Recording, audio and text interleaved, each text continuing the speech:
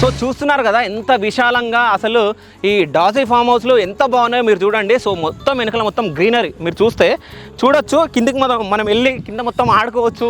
ఇక్కడ నాకు తెలిసి క్రికెట్ ఆడుకోవచ్చు. అదేవిధంగా సో చాలామంది ఫంక్షన్స్ ఇప్పుడు ఫంక్షన్ హాల్లో చేసుకోవాలా ఇక్కడ చేసుకోవాలని చెప్పేసి చాలామంది అనుకుంటూ ఉంటారు.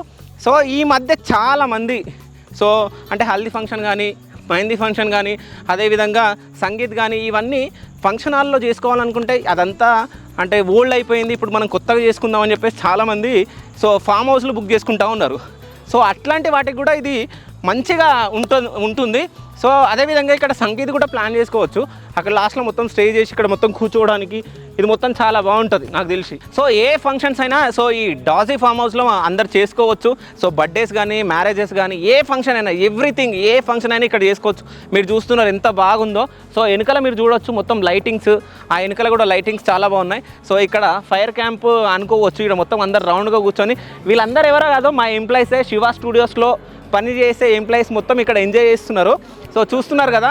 సో ఇంకో విషయం ఇక్కడ పైన చూడండి ఫ్లైట్స్, అంటే శంషాబాద్ ఎయిర్పోర్ట్ ఇక్కడ దగ్గరలోనే ఉంటుంది కాబట్టి సో ఇక్కడ అంటే ఈ ఫామ్ హౌస్ పై నుంచే ఫ్లైట్స్ అన్నీ వెళ్తూ ఉంటాయి. సో చాలామంది చిన్నపిల్లలు ఫ్లైట్ చూడాలి అది ఇది అని చెప్పేసి అనుకుంటూ ఉంటారు. చాలామంది టాటా అది ఇది అని చెప్పేసి చెప్తూ ఉంటారు.